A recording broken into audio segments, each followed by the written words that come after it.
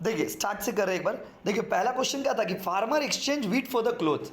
Farmer wheat के बदले cloth ले रहा है, तो ये क्या हो गया, बाटर। क्योंकि बाटर में क्या करते हैं हम लोग, सामान के बदले सामान। गर्मी लग रहा बाबू नीरज। उसका दूसरा है बाबू, A has a good that B want and B has a good that A want. A को गुड चाहिए जो बी के पास है, आप बी को गुड चाहिए जो ए के पास है। इसके लिए इसको आप क्या बोलोगे, इसको क्या बोलोगे, कोइंसिडेंस ऑफ वांट। हमको जो चाहिए आपको भी कुछ चाहिए, coincidence of want.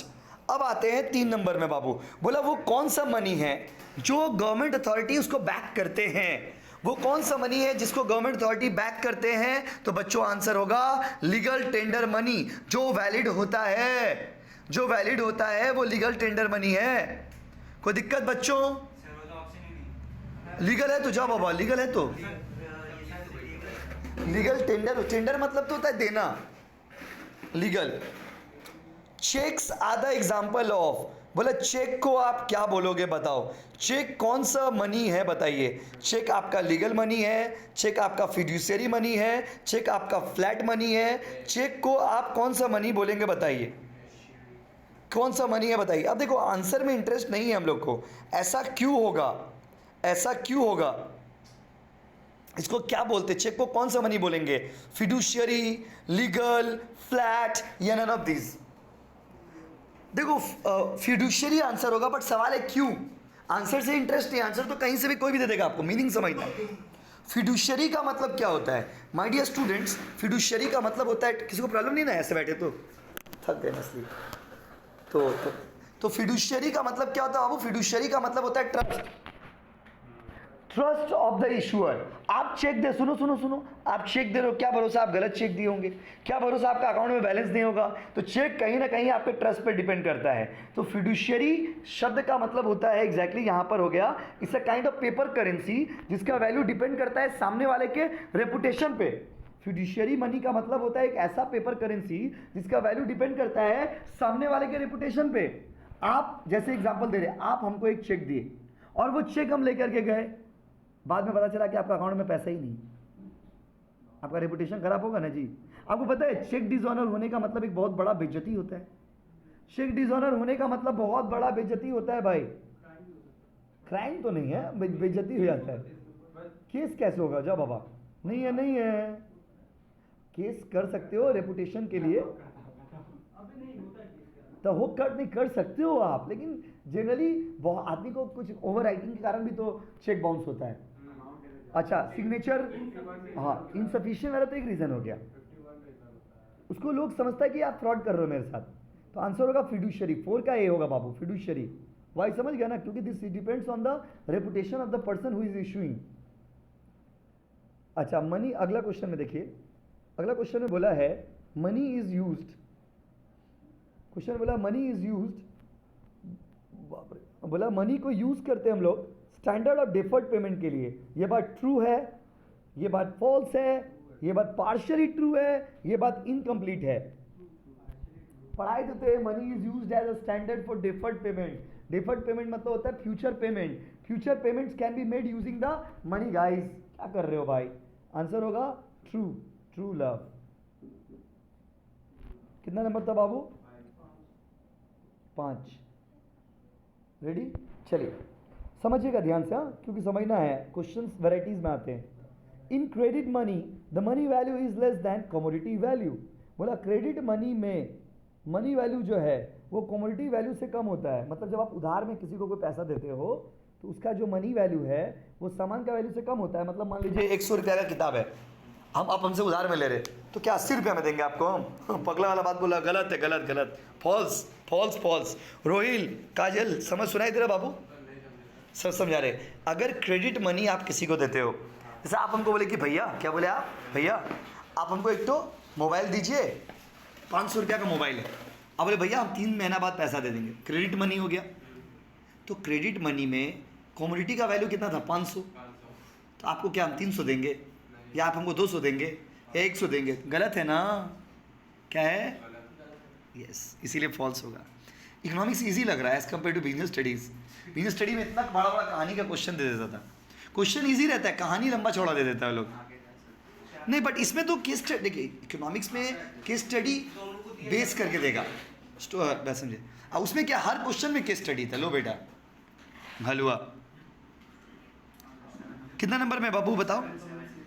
Loan offer, ये सीबीएसई में आया हुआ क्वेश्चन है। Loan offered by commercial bank dash the money supply in dash. बोला loan given by commercial bank dash the money supply in the economy.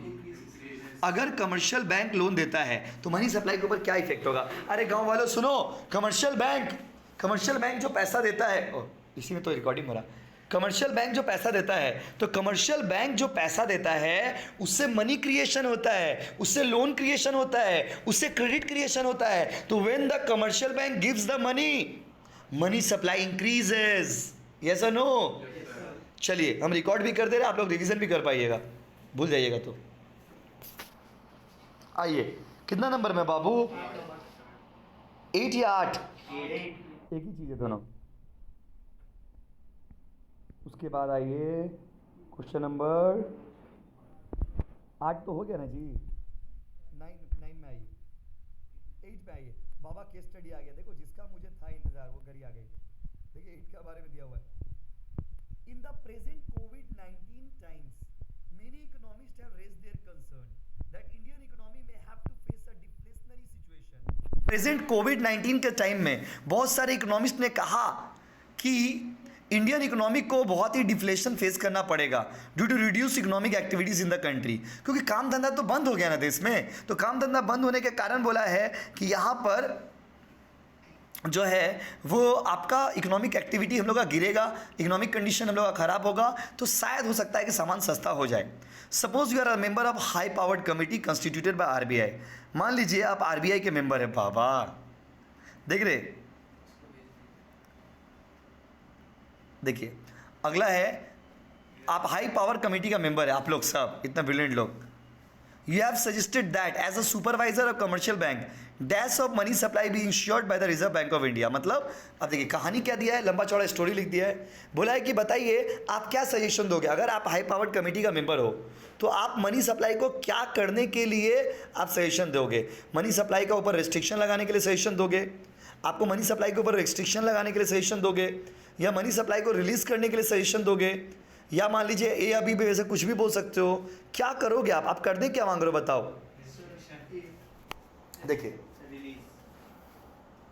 देखिए इस कैसे कहानी समझिए। इंडिया का इकोनॉमी सुनिए, इंडिया में पेंडेमिक चल रहा है, इकोनॉमिक कंडीशन खराब है, देश का अवस्था पूरा ढीला है। आप कमेटी का आरबीआई के मेंबर हो, आपको बोला गया कि सजेशन दो कि क्या ऐसा करेंगे जिससे जो कमेटी है जिससे कि कंट्री में कुछ इंप्रूवमेंट आए। तो बोला है मनी सप्लाई को क्या करें, बढ़ाए या घटा दें। तो मनी सप्लाई को बढ़ाने का है। अगर मनी सप्लाई को रिलीज करेंगे, मनी सप्लाई को इंक्रीज करेंगे तो इससे क्या होगा, लोगों के हाथ में पैसा आएगा। लोगों के हाथ में पैसा आएगा तो डिमांड बढ़ेगा, जब डिमांड बढ़ेगा तो इंडस्ट्रीज बढ़ेंगे, इंडस्ट्रीज बढ़ेंगे तो जॉब बढ़ेगा, जॉब बढ़ेगा तो देश का कंडीशन पंप करेगा। यस और नो, रीजन के साथ मार दीजिए। आंसर होगा रिलीज। सुनाई दे रहा बाबू? हेलो हेलो, ऑनलाइन वाले बच्चों सुनाई दे रहा? ऑनलाइन वाले बच्चे लोग सुनाई दे रहा आप लोग को? चलिए बहुत बढ़िया, बहुत बढ़िया, समझे स्टोरी, समझे। देखिए नेक्स्ट तारपोरे आज सुन गाइस, क्वेश्चन नंबर है 9। ये इजी है। Supply of money refers to, ये सीबीएसई सैंपल क्वेश्चन पेपर 2021 में दिया हुआ है। सप्लाई ऑफ मनी का मतलब क्या होता है गांव वालों? सप्लाई ऑफ मनी का मतलब क्या होता है बताइए? करेंसी हेल्ड बाय पब्लिक, दाड़ाओ सबर करो जरा। Currency held by RBI, currency held by public, demand deposit with commercial bank, currency held in the government account. क्या होगा बताओ? क्या होगा? सी होगा, क्योंकि पब्लिक के हाथ में जो भी है, चाहे वो डिपॉजिट हो चाहे वो करेंसी हो, दोनों को हम लोग मनी सप्लाई मानते हैं। ठीक है नीरज भाई? 11 में आइए, 10 में आइए। वो कौन सा बैंक है जो गवर्नमेंट का एडवाइजर है? ये नहीं बताओगे तो आत्महत्या हो जाएगा यहाँ पे। बोलो बोलो बोलो बोलो, सुरेश बोलो ना प्लीज। बोला वो कौन सा एजेंट है, क्वेश्चन ने पूछा है, वो कौन सा एजेंट है जो एडवाइजर है गवर्नमेंट का? नहीं बताओगे तो आत्महत्या हो जाएगा। आरबीआई है, नहीं बोलते तो खून का नदी बह जाता भाई। बग यार, आरबीआई होगा। इतना इजी क्वेश्चन। आप एक चीज़ देखिए, सीबीएसई का सैम्पल पेपर्स में देखिए बहुत ज़्यादा हार्ड क्वेश्चन नहीं दिया हुआ है। प्रैक्टिस हम लोग टफ कर रहे हैं, लेकिन इतना अभी हार्ड क्वेश्चंस नहीं देगा। अभी स्कूल के एग्जाम्स में टीचर लोग बना देते क्वेश्चन, बट कोई बहुत हाई फाई क्वेश्चन बोलोगे सीबीएसई देगा, ऐसा नहीं। ऑल ओवर इंडिया के स्टूडेंट के लिए जी बोर्ड का पेपर स्टैंडर्ड होता है। बोर्ड का पेपर बहुत हार्ड नहीं होता। स्कूल वाला लोग क्या होता है, अपना फ्रस्ट्रेशन निकालता है आपका ऊपर। बोले ओ फीस नहीं दिया ना, रुको बेटा तुमको बता रहे, ओ पढ़ाई नहीं किया ना, रुको तुमको बता रहे। लेकिन सीबीएसई वाला को आपसे, तो सीबीएसई वाला बहुत सॉफ्ट है क्योंकि मोदी जी के अंदर है। देखिए स्कूल, हाँ स्कूल में तो देता ही है। स्कूल में आपका नाम देख के, आपका व्यवहार देख करके, आपका बिहेवियर कैसा है, आप बदमाशी किए, एक तो 18 दो, इसको 5 नंबर दो, फेल कर दो बेटा को। देखिए स्कूल्स का तो ये हाल है। The main M of monetary policy. But पता है आपको, बहुत सारे स्कूल अच्छे भी है जहाँ पर ये सब चीज़ नहीं होता है। वो लोग टीचर, वो लोग क्या करते हैं, अपने बच्चों लोग को बहुत मानते हैं। वो लोग ना स्टूडेंट को मतलब नहीं कि क्या पढ़ा है, जो नेचुरल स्टूडेंट है उसी को मार्क्स देगा। खैर छोड़िए, जो भी हम लोग को मेहनत करना है। The main M of monetary policy. Monetary policy का क्या एम है बाबू? क्यों बनाते हो मॉनेटरी पॉलिसी तुम? आप सोच के बताओ, फिर हम बताएंगे। I want answer from you guys first. क्यों बनाते हो मॉनेटरी पॉलिसी?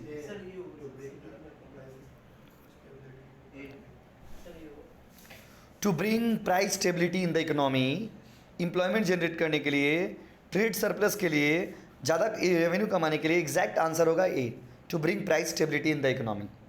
कंट्री में प्राइस स्टेबिलिटी लाना।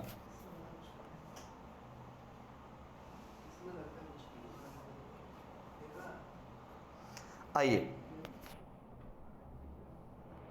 All financial institutions are banking institutions. वाह वाह वाह। बोला सारा फाइनेंशियल इंस्टीट्यूशन जो है वो बैंकिंग इंस्टीट्यूशन है।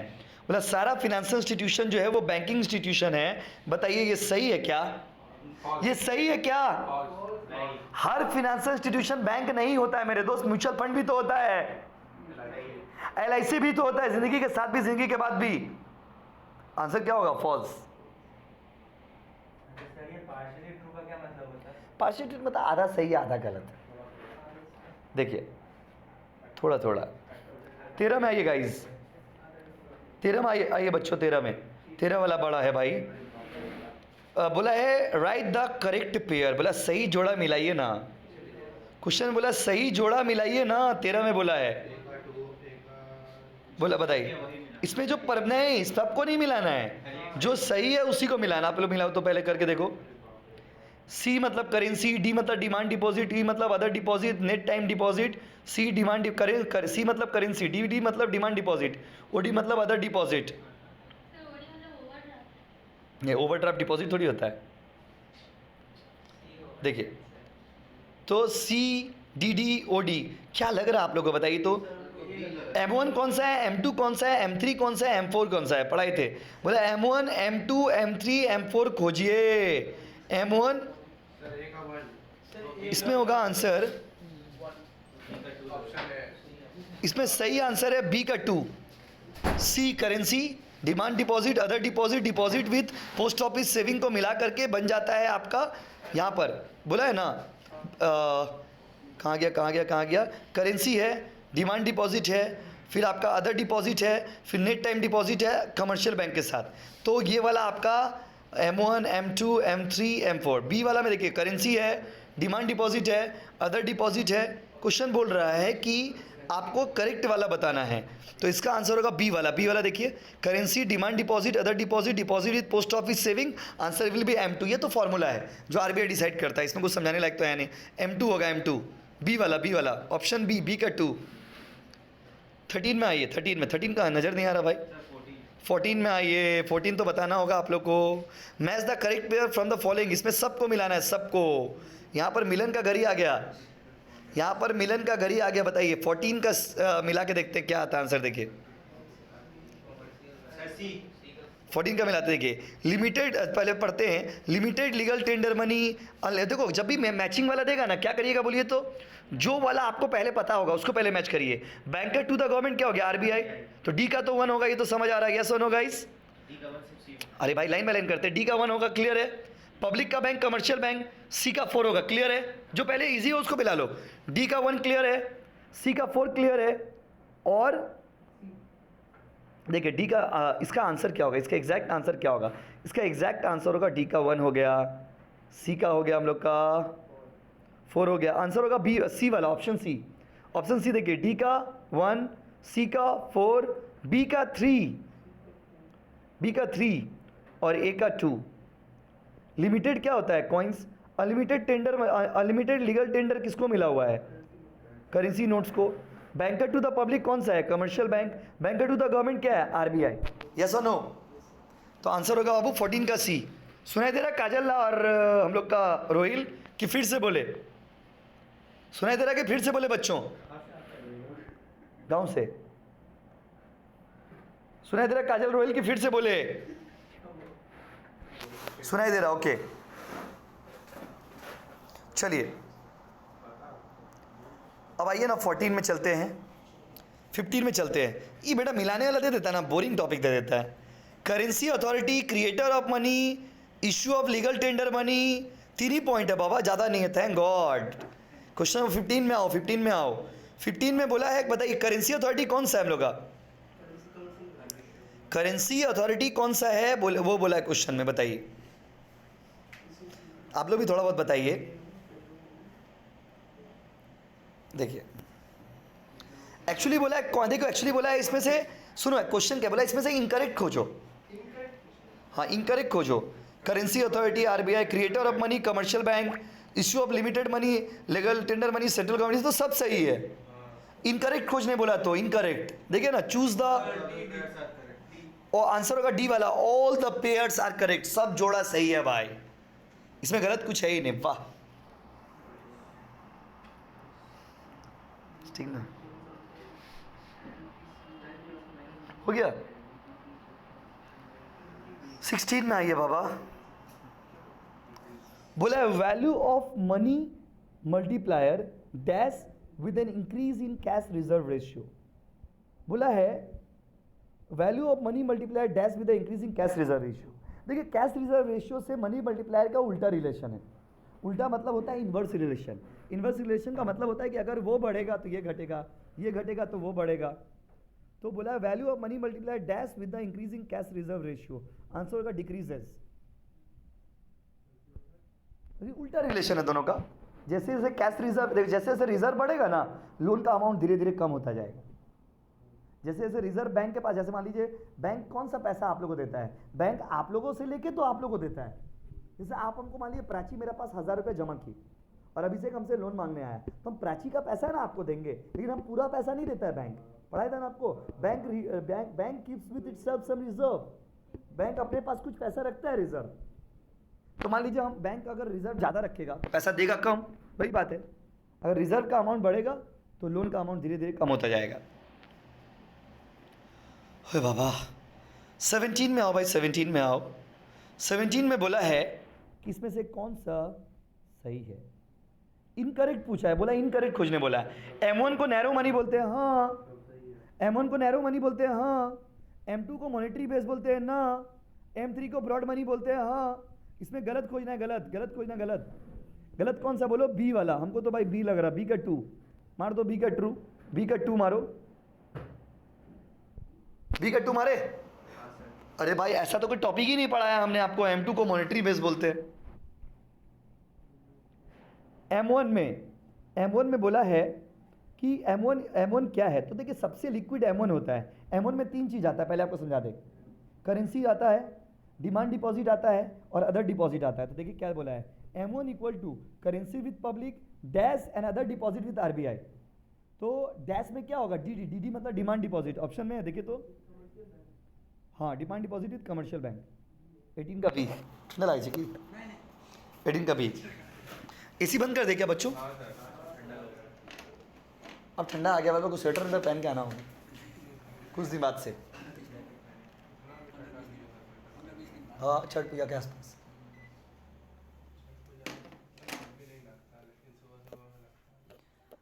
उन्नीस में आइए ना। 19 में क्या बोला? Which of the following is not a part of M1। बोला इसमें से कौन सा M1 का पार्ट, अभी तो ऊपर में पढ़ा भाई, कौन सा M1 का पार्ट नहीं है? देख के बताइए तो। टाइम डिपॉजिट या डिमांड डिपॉजिट? बोलिए बोलिए ना, अभी तो पढ़ा है। क्या होगा answer? Time deposit is not the part of M1। Time deposit कहाँ से M1 में आएगा?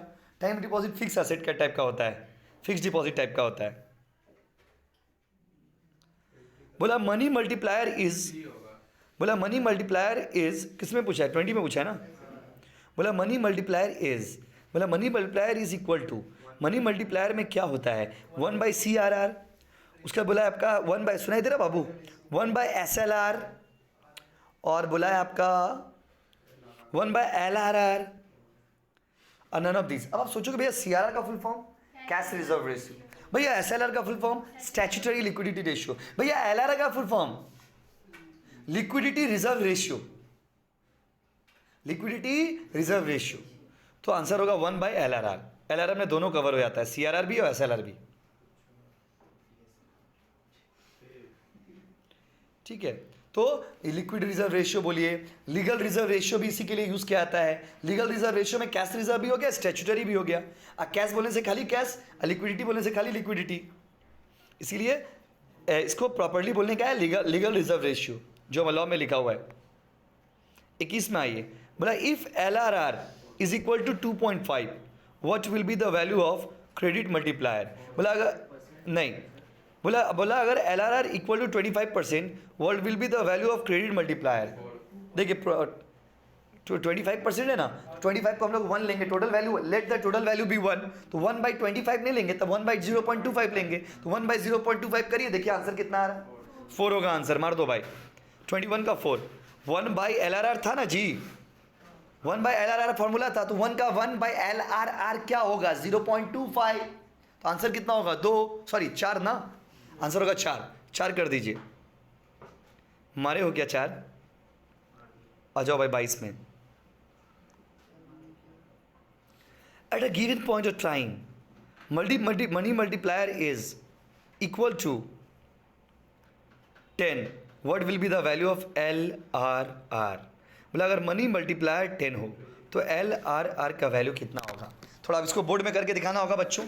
मनी मल्टीप्लायर का वैल्यू अगर 10 हो तो LRR का वैल्यू कितना होगा? देखिए हम बनाते हैं फॉर्मूला, आप लोग जो लोग दूर में हो देखना, money multiplier equal to, copy में लिखिए, जो लोग ऑनलाइन क्लास कर रहे हैं, money multiplier equal to 1/LRR, money multiplier equal to 1/LRR, money multiplier equal to 1/LRR। तो मनी मल्टीप्लायर कितना दे दिया है? 10। 1 की जगह पर क्या होगा? 1, और LRR की जगह पर LRR। अब आइए LRR इक्वल टू 1/10, राइट? तो 1/10 इंटू 100 करिए, परसेंटेज आ जाएगा, कितना परसेंट आएगा? परसेंटेज में निकालना ना जी, परसेंटेज में निकालना है, आंसर होगा 10%। फिर से बोल रहे हैं money multiplier equal to 1/LRR, copy में करिए, नैना काजल, जितने भी बच्चे लोग ऑनलाइन क्लास कर रहे हो सारे बच्चे, तो मनी मल्टीप्लायर की जगह पे कितना बैठा दिए? 10, 1 की जगह पे 1, LRR की जगह पर कुछ भी नहीं, तो उसको जब आप रिवर्स कैलकुलेशन करेंगे क्रॉस मल्टीप्लाई, तो 1/10 इंटू 100, तो कितना परसेंट आया? 10%। 100 क्यों की? क्योंकि आपको परसेंटेज में निकालना है। आइए 10% है क्या ऑप्शन में? देखिए 23 में आओ भाई, 23 में बोला है what will be the total amount of money deposit if the ratio is 20%। What will be the total amount of money created in the system if the legal reserve ratio is 20% and primary deposit is 1000। इसका formula देखिए क्या होता है, इसका formula देखिए बाबू क्या होता है। बोला अमाउंट ऑफ लोन कितना होगा, तो इसको कैसे लिखेंगे? देखिए credit value equal to, formula लिखिए, ओरिजिनल डिपॉजिट, जो लोग ऑनलाइन करें कॉपी में लिखिए, credit value equal to original deposit into one by legal reserve ratio. Original deposit कितना है? 1000, अब 1/लीगल रिजर्व रेशियो कितना परसेंट है? 20%, राइट? 1000 divided by 20%, right? फिर 1000 डिवाइडेड बाई 20/100, राइट? फिर 1000 इंटू 100/20, राइट? आंसर होगा 5000। है ऑप्शन है 5000, देखिए 5000 है ऑप्शन में, देखिए आया 5000। चलिए नेक्स्ट क्वेश्चन में हो भाई, कितना नंबर हो गया बताइए? 23 ना?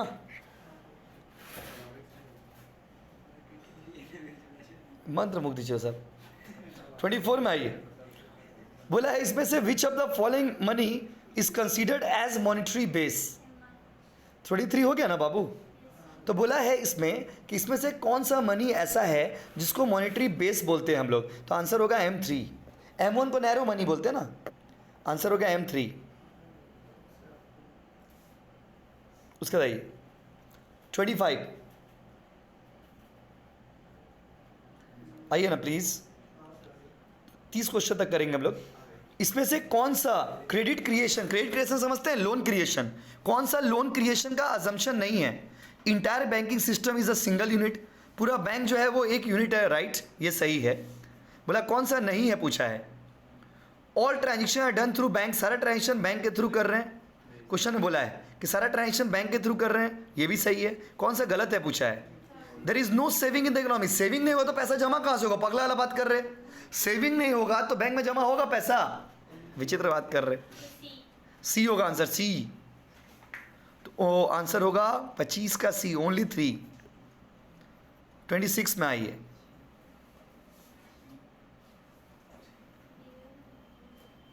देखिए क्वेश्चन में बोला बाबू डियर मनी पॉलिसी, बाबा dear money policy of the central bank which is used to keep the growth study and in line with other economic factor refers to. बोला डियर मनी पॉलिसी का मतलब क्या होता है, देखिए ना आंसर होगा A, tighten the money supply in economy. Money supply को टाइट करने के लिए डियर मनी पॉलिसी यूज किया जाता है, ये पॉलिसी का नाम दिया गया है, बस इसमें कुछ लॉजिकल नहीं है। 27 में आइए ना प्लीज, 27 में आइए, 26 का है, 27 में आइए। Identify the correct sequence, correct sequence में आपको मिलाना है कॉलम 1 का कॉलम 2 से, करेक्ट सीक्वेंस में मिलाना है, बताइए। देखिए एक्सेप्टिंग डिपॉजिट, बताइए डिपॉजिट एक्सेप्ट करने का काम किसका है, कमर्शियल बैंक का है, तो ए का तो 4 होगा भाई। उसके बाद आइए लेंडर ऑफ लास्ट रिसोर्ट, बोला लेंडर ऑफ लास्ट रिसोर्ट कौन है, आरबीआई ना, सेंट्रल बैंक। तो इसका होगा बी का आंसर होगा भाई 1, ए का 4, बी का 1, राइट। अब आते हैं मार्जिन रिक्वायरमेंट। बोला मार्जिन रिक्वायरमेंट जो है वो क्वालिटेटिव इंस्ट्रूमेंट है और स्टैट्यूटरी लिक्विडिटी रेशियो जो है वो क्वांटिटेटिव इंस्ट्रूमेंट है। तो ए का होगा 4, बी का होगा 1, सी का होगा 2, डी का होगा 3। तो आपका आंसर होना चाहिए ए का 4, बी का 1, सी का 2 और डी का 3 है। ऐसा कोई ऑप्शन? डी होगा आंसर। चलो मारो, डी में मारो।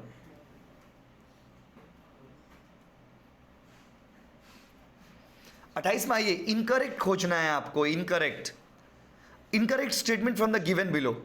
Present currency can work as a money as it is a legal tender money. Coins held by the public are limited legal tender money. Central bank print currency in India. बोला है central bank जो है वो currency को छापता है। देखिए India में सारा जो नोट है ना बाबू, जो सारा जो नोट है ना इंडिया में वो आरबीआई छापता है, लेकिन 1 रुपया का कॉइन मतलब कॉइन्स और 1 रुपया का note is publish by the central ministry of finance. तो यहां पर यह आंसर गलत होगा। 28 का सी होगा।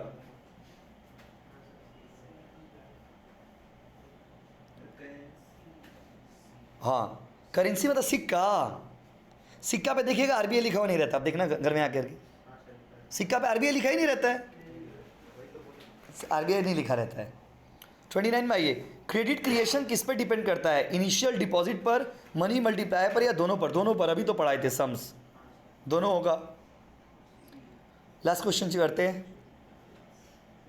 Choose the correct statement from the given below.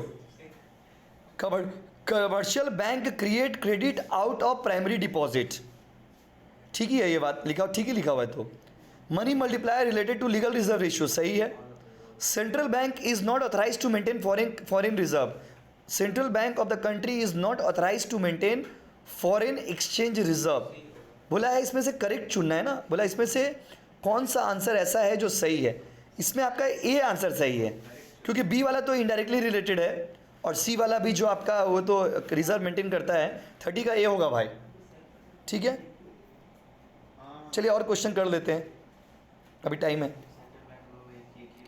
Gross demand deposit include inter bank claim, whereas net demand deposit do not include inter bank claim.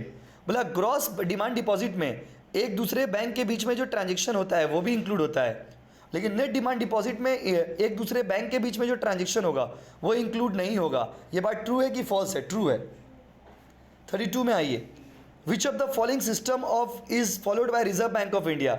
Reserve Bank of India कौन सा system follow कर रहा है India में, बताइए? Minimum reserve system.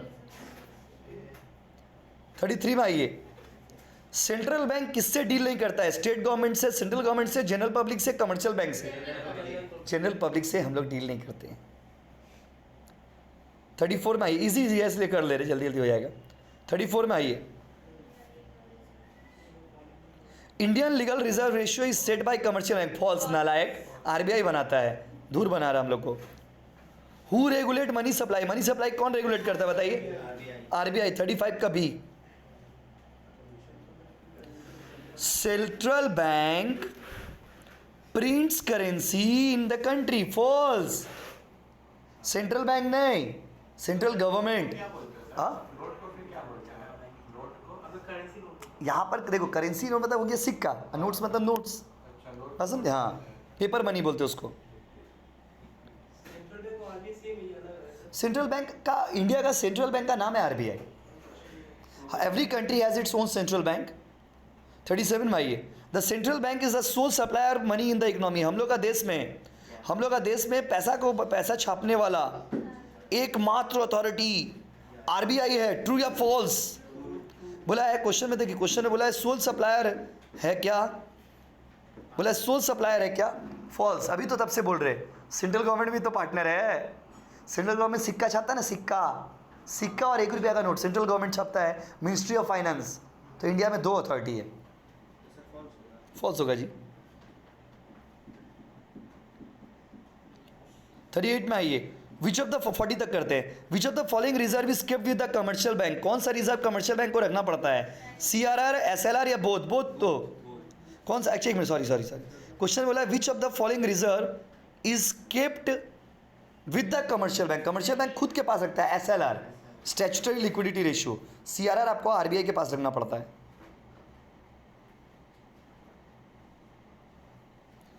Dash refers to money backed by order authority of the government. कौन सा money ऐसा है जो गवर्नमेंट को बैकअप देता है उसको? Legal tender money. Last question, what is mean by cash reserve ratio? बोला कैश रिजर्व रेशियो से आप क्या समझते हो? Fraction of total deposit kept with the banks, A. Fraction of time deposit kept with the bank. Fraction of demand deposit kept with the bank, A होगा, ए।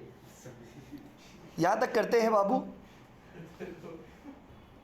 सो दोस्तों, आज हम लोग यहाँ तक सॉल्व किया। अब आप ये सारे वीडियोस, इस तरह के सारे पेपर हम आपको सॉल्व करके देते रहेंगे।